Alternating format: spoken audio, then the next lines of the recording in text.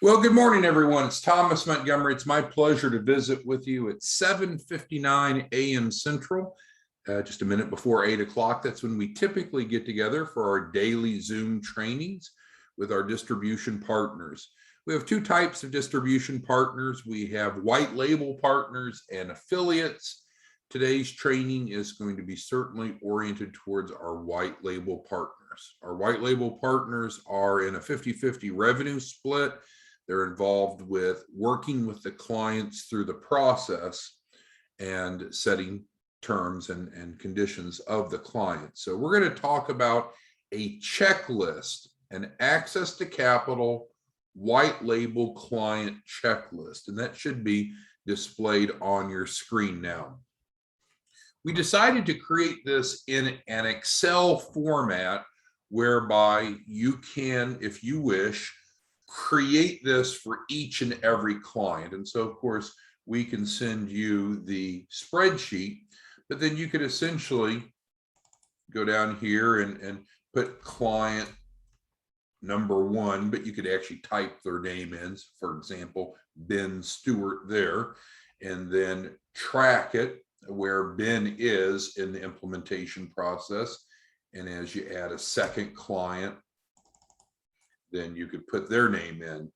I would recommend, though, using one of these per month, because it's kind of a mental jogger to realize how many clients have you onboarded in the calendar month. So you would just save a new file save as, and then save. So in other words, save one as the October, the next is the November, next is the December. Because we know it's essential that we help at least 8 clients a month. That's the deal. That's the promise that we made to each other. And so you could have those 8 clients across. With that being said, let's go ahead and take a look at the construct of the checklist here and see if this is helpful for you. And we certainly want to have interaction. So if you have questions, comments, concerns, let us know.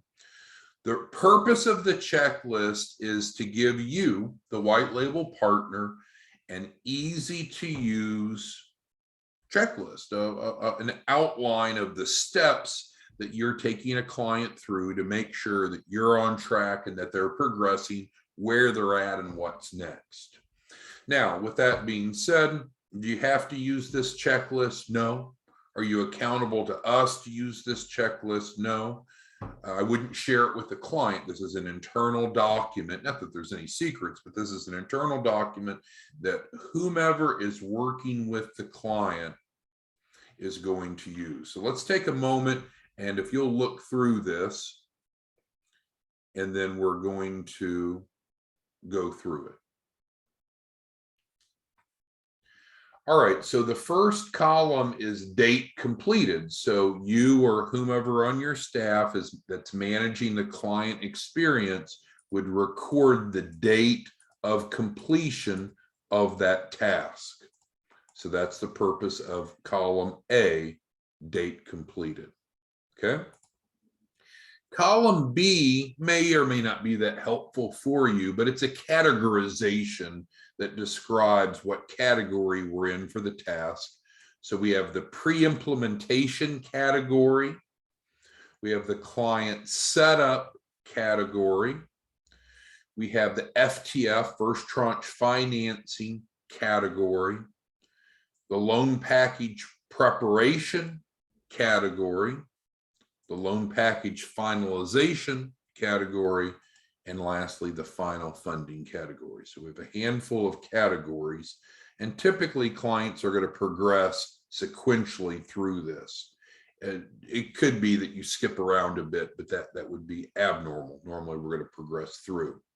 So now let's go ahead and talk about each of these tasks, and I have a column that offers a little bit of an additional note when applicable. So where does a client start with you? Well, this all starts with you becoming a white label partner, of course. So we're assuming that has already occurred. If not, you can go to the iimfl.org website, go to the white label page up near the top. It's in red. You can become a white label partner easily. And there's some training there that you'll want to go through, and that page describes the processes. But that's all prior to this point. Now we are enrolling clients, and we want to make sure that we're taking great care of the clients. We're moving them through the system as efficiently and as effectively as possible. So the first thing that happens on this sheet, at least with the client, is you secure. So when we talk about the task, who's this a task of? You or whomever on your team is managing the client experience. Now, we've talked about, if you want to do it, great. If you want to outsource it, fine. Want to outsource it to us, we'll have our staff do it. You want to just hire someone or 1099 it out, that is up to you. But our agreement is with you. You have a white label partnership agreement with us. This is your task list to help move the client from beginning to end. Okay, so you need to secure a client agreement. We have provided you agreement templates on the white label page. You can change that up. You contract with them. You use that agreement. You can send it to them via Adobe or DocuSign, or set it up as online terms and conditions. Really doesn't matter to me or to us. But the point is, you want to create a written agreement with the client so they have clarity in what they're getting and what their responsibilities are. We've seen too often white label partners not secure written agreements with clients. And so that is really like Russian roulette, you know, the old game, I guess, at some point in history, where people would take a revolver, they'd put one shell in, they would spin the barrel there, and then see when they pull the trigger if it goes off or not. We don't want to play Russian roulette. You want to have clarity with your client so they know what they're getting, they know what their responsibilities are, and they know what you're promising to do. What you want to promise to do is frankly up to you. We've provided you an agreement template. Okay, so I think that's pretty obvious. I don't think there's much to not understand about that. But before I move on, do any of you have any questions on task 1? And you go ahead and just type it into the question and answer. Okay, so let's move on. What's the next task? Now you need to submit the client to us so we know that we need to work on the client's file. How do you do that? You submit them on the white label client submission form that's on the white label page. You would never do that. You would never do this step before this step. So you always secure the client. So you have a secured agreement, and then you're going to submit them in so we know to get them set up. The note over here is important. You know, I want you to think of this as an order form. So when you put in that client's name into the white label client submission form, you're placing an order.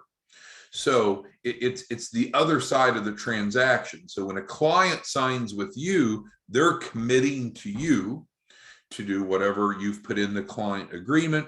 And when you submitted a client to us in the white label client submission form, there's a financial obligation now created between you and us, because now we're responsible for working with the client. Again, if there's any questions, type it in there and we'll address it.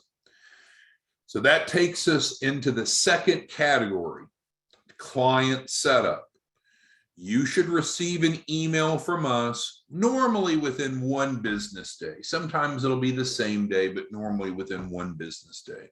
Sometimes we come in on weekends to get caught up if it's been a busy week, but normally the next business day, you should receive an email confirmation of that client that you submitted. So, you know, if you're putting dates in here, so let's say that you secured a client today, which is 10/21/2021. And then ideally you would submit them to us the same day because the client's expecting to move forward. So then if more than a day goes by and you're not able to fill this out, so let's say if not today or tomorrow, then once you get to the following day, which I guess would be the 23rd following the calendar here, then you know, uh-oh, something went wrong, didn't it? Maybe we made a mistake. Maybe it slipped through the cracks in our end, which is unlikely, but possible. Maybe you didn't really submit them. Something went wrong. Didn't matter who. This is not about laying blame. But if we don't get this box filled within a day or two of this, ignoring for weekends and holidays, then something's broken. So it'd be your responsibility to reach out to us and say, hey, I noticed I didn't receive an email confirmation for the client. Is there a reason why? What do we need to do? Because you and I, we're on the same team. We're not adversaries. We're not foes. We're both working together to help the client build financial literacy, build a loan package, and get access to capital. So if this doesn't progress, then you would certainly want to reach out and say, uh-oh, something seems to be askew. So I'm going to take these dates out here just so we don't get confused with them. Okay, and then almost immediately after receiving this email confirmation that's going to be sent to you from us, it's not going to be sent to the client, just letting you know the client set up.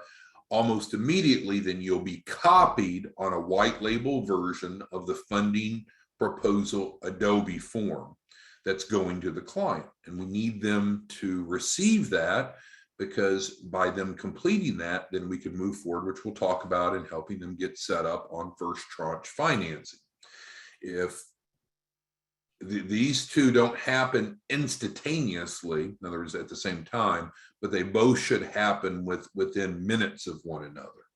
So again, if you're seeing one, not the other, you might want to check your spam or your filters. But usually these should both occur almost immediately, one after another. Any questions so far? Okay. The last step in the category of client setup is you. Who? You, or whomever you delegate. So again, if you want to be working with a client on this process, you do it. If you don't want to, you can outsource. You can outsource it to us or someone else, doesn't matter, but someone needs to be working with a client. Well, let's just say someone needs to be managing this spreadsheet, because if you get them through the spreadsheet, then we're on track. So you or whomever you designate needs to ensure that the client completes the funding proposal Adobe form, which was sent in that prior step. Adobe will resend a reminder. No, I didn't word it correctly. Each day, Adobe will send out a reminder, is what I meant to say. And so not much time should go by before they fill this out.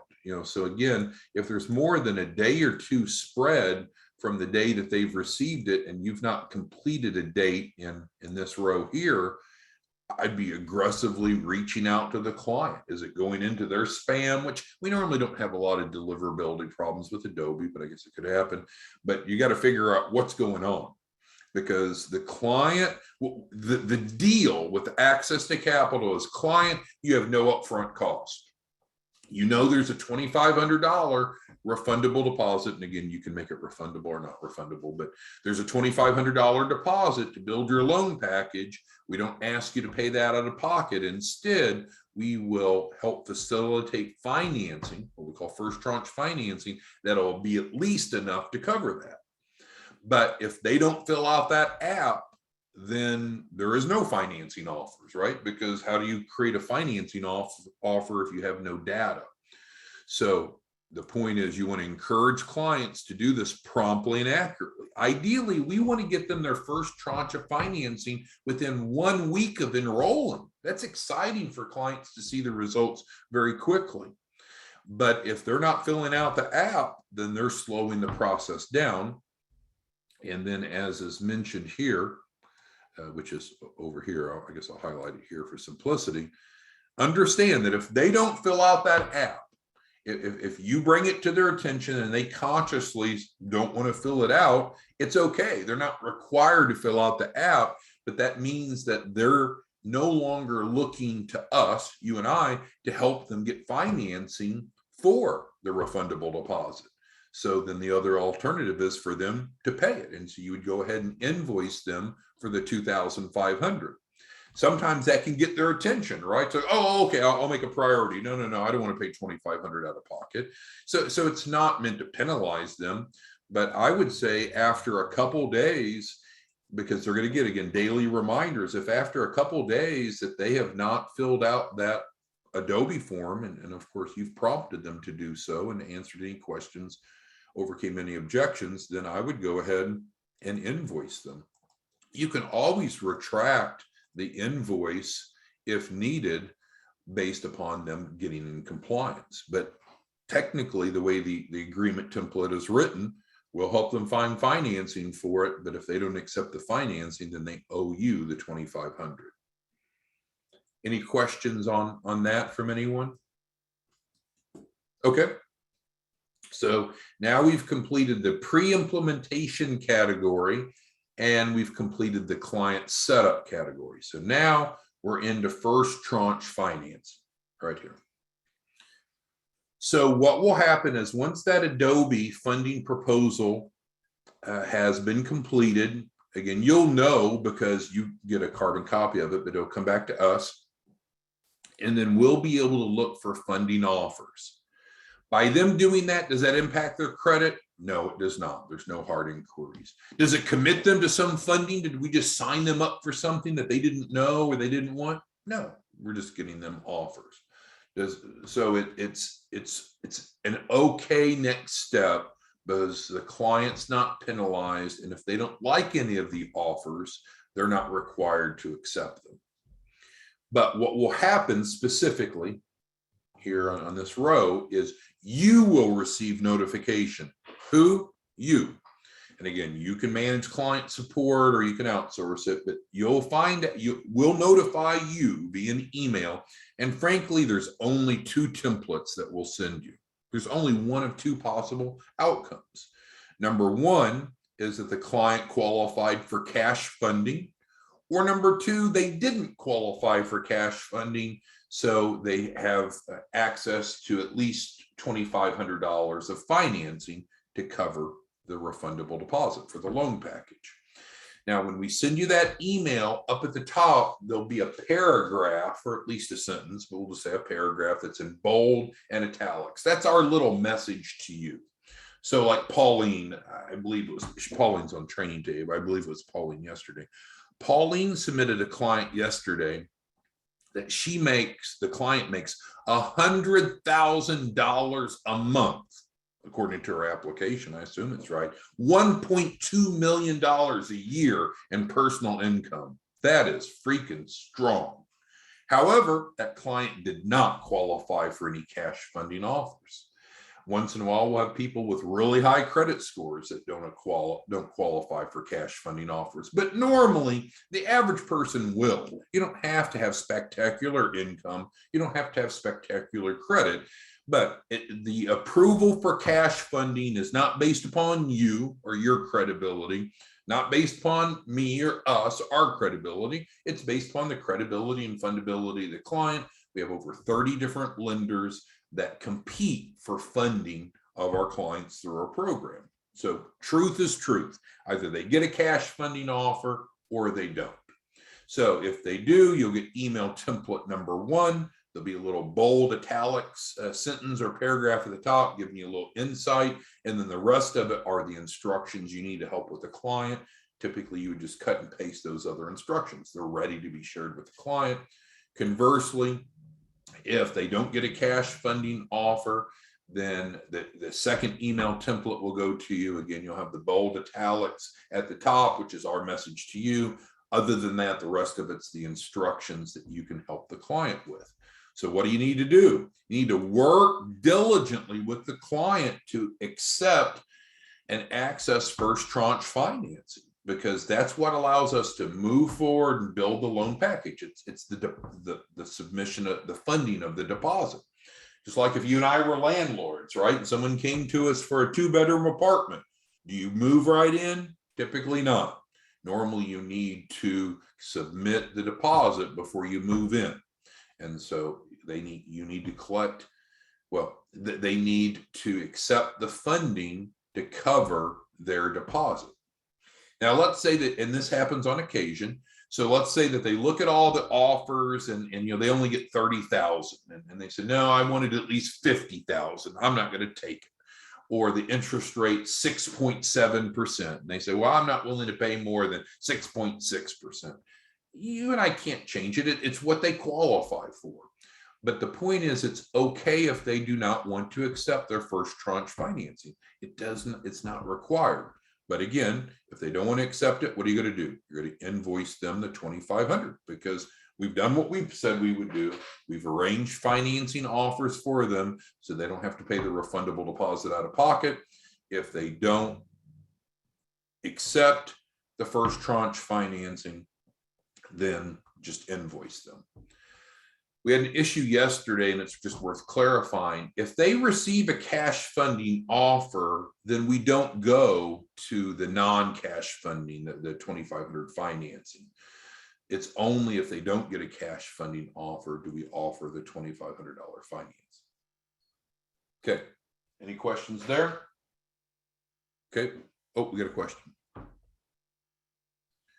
So Ben asked, was someone making $1 million a year? And this lady reported, self-reported, $1.2 million a year. But Ben's asking, what algorithms do you have in place to detect they don't qualify for cash funding? Well, it's not about our algorithms, it's about the lenders, right? So we put it into the portal, the lenders compete for our client's business, and if none of those over 30 lenders come back with a cash funding offer, then it means there are none and we need to move on to number 2. I suspect maybe she misrepresented her income. Maybe her credit's not as good as what she suggested. But again, on that one-page app, it's just self-reported. Now, what do you and I know? When we're going through the full program, we actually get a credit report through our soft inquiry system. We actually collect paycheck stubs. We actually look at bank statements. So by the end of the process, you and I know truth. At the front end, that one-page app is fully self-reported. All right, so then the next step here on first tranche financing is then they're going to get that money, assuming it's cash funding, which is going to be the norm. So that cash funding is wired into their account. Doesn't come to us. We're not messing with their money. It doesn't go to you. You're not able to mess with their money, which you wouldn't want to do. It goes to them, which makes sense. It's their first tranche financing.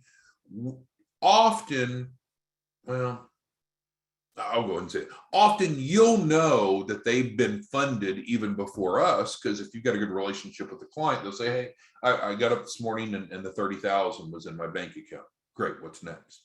But we also get feedback from the lender. So once we get feedback, which is typically within one business day of them getting funding, then we'll let you know. I know often clients will just let me know even before the lender tells me.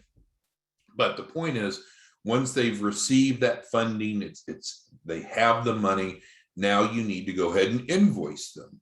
What do you invoice them for? You invoice them for the deposit and the performance fee. We recommend using, and this is kind of weird jargon, use a formal invoicing system. We use QuickBooks. You can use whatever you want, but with QuickBooks, you can set it up. It's easy. It tracks your accounts receivable. You can set it up to add daily late fees after usually a 2-day buffer. And so the point is, you need to invoice them because they've been funded. We have crazy instances. We have a lady that got funded this week, a white label client, in other words, submitted from a white label partner.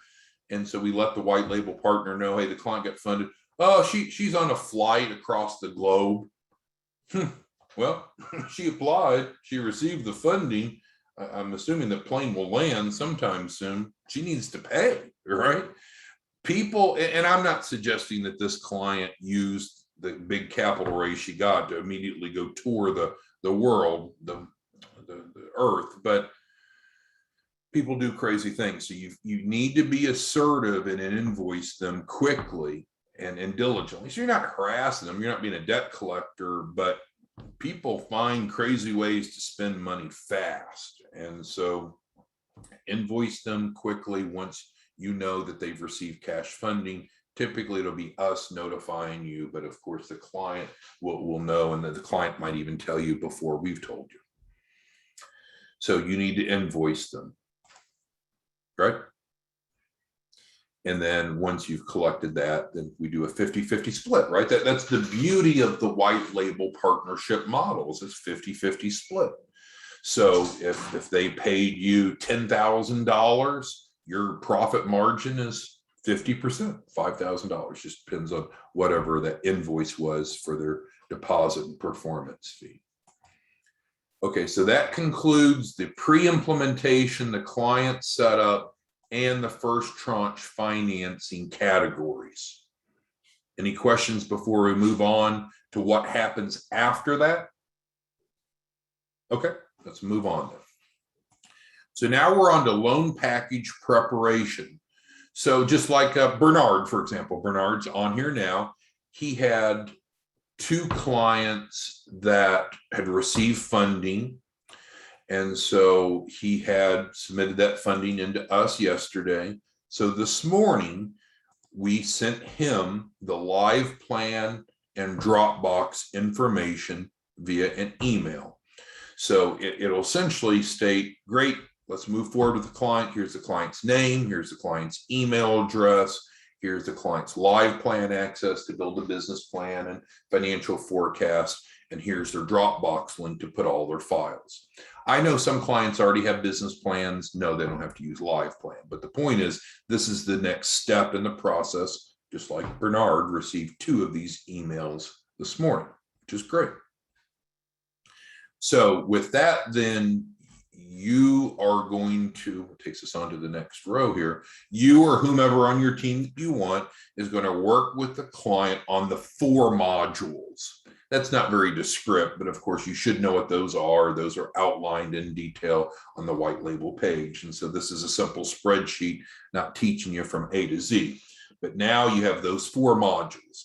When clients work with us directly, we go through 1 module a week. So it takes 28 days. You could move faster, you could move slower, you could give all the modules to the client up front. You could work with them in groups, you could work with them individually, you could work with them aggressively, you could work with them passively. Hey, they're your client, it's up to you. But now it's time to get after that because they've submitted the refundable deposit. Again, with the apartment lease analogy, they paid you the deposit, it's time for them to move in, right? So you give them the keys. Here, they should have access to the 4 modules.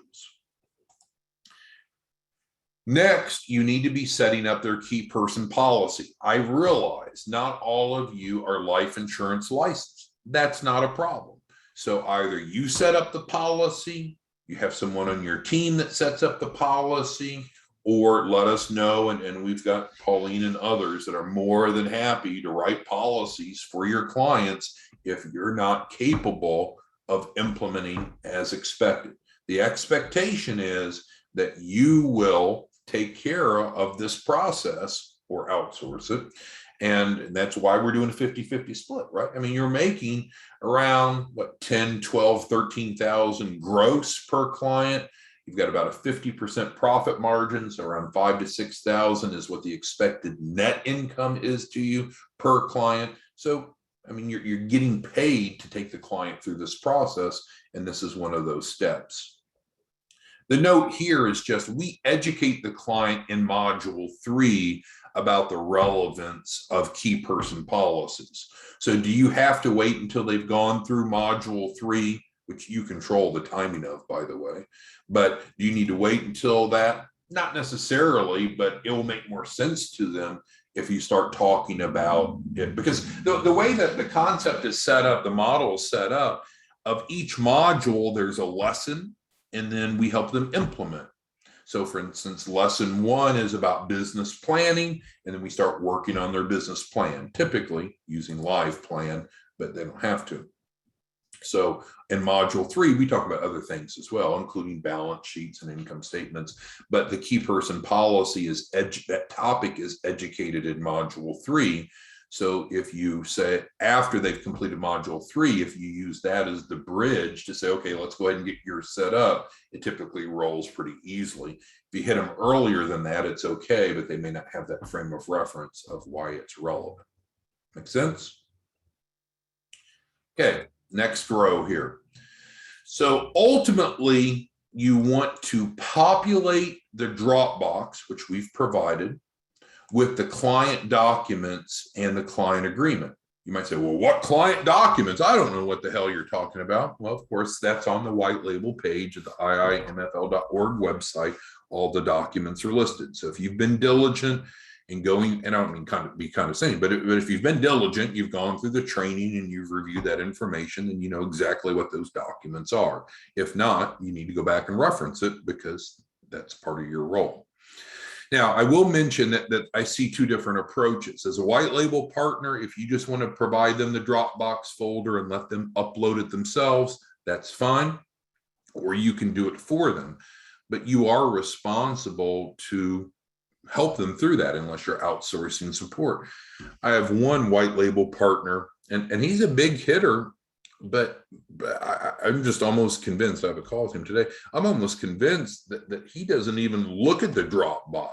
He's like completely hands off, and the clients are not having a good experience and they're not progressing well. And so we're having kind of a come to Jesus conversation today that's not the deal. If you don't have the time or the diligence, the willingness or the ability to support the clients, then let's put someone else in that support role to help you with that, because we want the clients to have a good experience.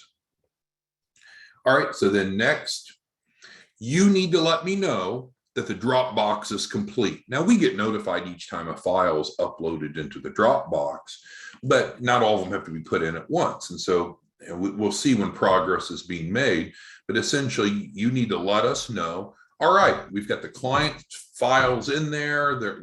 They've exported their live plan or whatever business plan. They've imported into Dropbox. The key person policy set up and it's been put in Dropbox. The balance sheet, income statement, those things that are on the list for the client. Everything that's going to be put in is put in.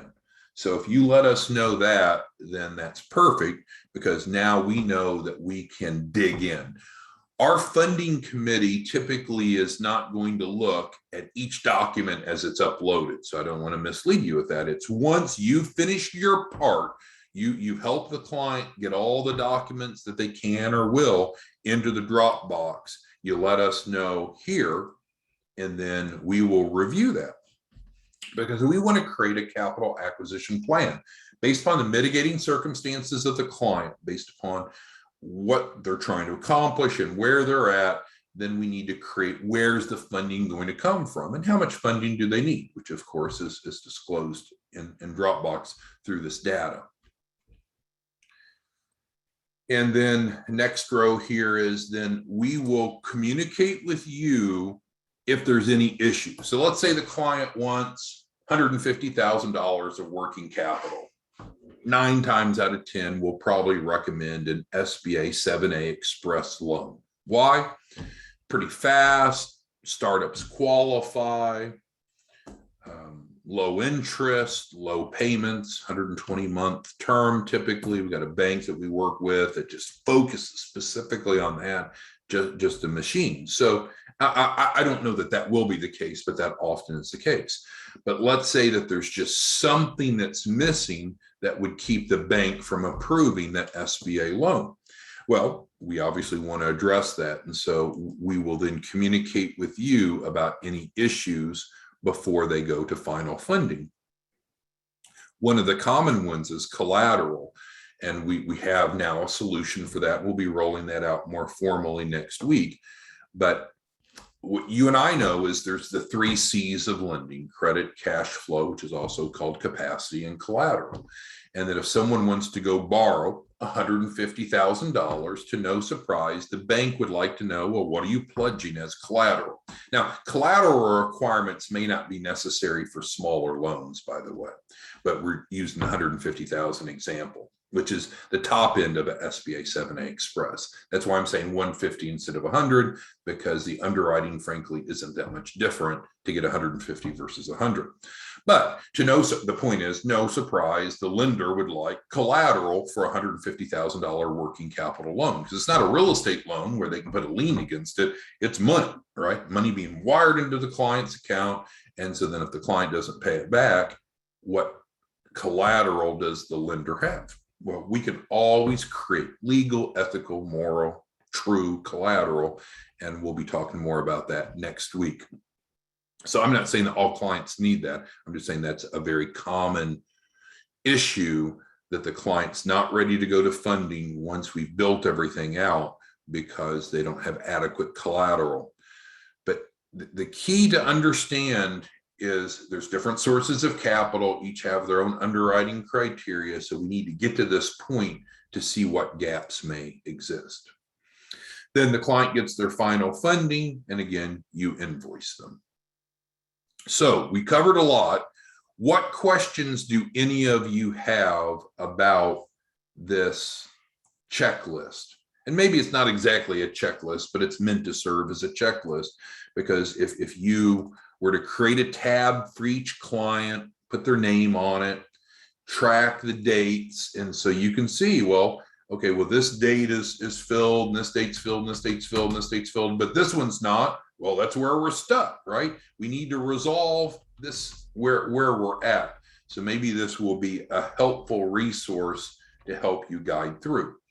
If you outsource the support to us, then we create this for each client. And of course, we can share it with you, or we'll create a folder for all of your clients. And so then we could submit this to you at any time so you can see where they're at. Zahn asked a good question about the Dropbox. So it's really up to you, but Zahn's asking my opinion, so I'm going to give him my opinion. Yes, I would control the Dropbox. I would have the client submit the files to you as the white label partner. I'd review them, and then I, as you, the white label partner, would then upload them into the Dropbox, so you're in the flow. Is that required? No. Does that require a little bit more time and involvement? It does, but I think that's the best case scenario. Pete has an interesting question, kind of the opposite of that. So Pete says, if the client uploads to the Dropbox directly, are you able to view it? You should be able to, and if not, let us know, because we're sending you, remember all the way back here, we're sending you this, right? We're sending you the Dropbox link. So yes, it should be shared with you. You should be able to see everything that's in it. You should be able to add to that Dropbox. If there's some glitch or something and you're not able to, let us know and we can re-invite you to the folder. But yes, you will have access to it. And furthermore, so Pete, yes, you'll have access to it. And furthermore, Zahn, your clients won't have access to it unless you give it to them. And I'm suggesting maybe you want to control that. Another issue, well, I'll leave that off. Okay, so Pauline says, thank you for the training. You're welcome. Yeah, what we're doing is we're starting to attract some really sophisticated white label partners. Not to say that all of you aren't sophisticated, so that wasn't a knock, but I'm just saying we're getting some really interesting people coming in as white label partners, people that are accountants, tax preparers, so forth, that have a big book of business. And this is a similar approach to how most professionals track their clients. Let's say that you did tax returns for small businesses. You'd probably have a checklist that you're going through, and the end result is submitted to the IRS, right? So checklist or tracking spreadsheets are very effective. You all may already have resources like this, and if it works for you, hey, if it's not broke, don't fix it. But otherwise, this is available. So in closing, I'm happy, you can recreate your own, but I'm happy to share with you this Excel spreadsheet. All I ask is schedule a call. I want to schedule a call with you. I want to understand what your goals are for the upcoming month. I want to make sure that we're properly supporting you, and then I'll immediately email this to you. So instead of emailing this to everyone, I'm using this, as, I guess, as a carrot or a reason. Let's visit, because we want to make sure that we're meeting your needs. We want to make sure that you're helping at least 8 clients a month and staying in good standing. We want to just make sure that everything's running smoothly. And really, we should have a weekly call, or at least a monthly planning call. And so my Calendly is no surprise. So you can go to calendly.com IIMFL and schedule an appointment for us. And so then once you've done that, we'll have our at least monthly planning call, and I'll share this with you. Any other questions about this? Okay, so Damon's asking for the spreadsheet. So again, what are you going to do? And he typed that before I explained. But what I'm asking is, I'd like to have a one-on-one with each of you before I send the spreadsheet. We should be having a monthly one-on-one anyway. And the purpose of that is to make sure that we're on track with your current client submitted, make sure that our volume is on track, that you're staying in good standing, make sure that everything is kosher.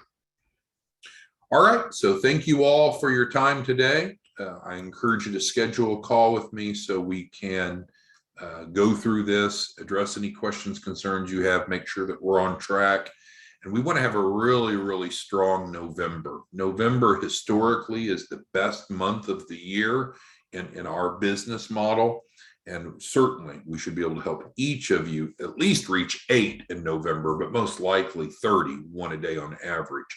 So that's where we're at. Have a great day, make it productive, and we'll see you tomorrow. Bye-bye.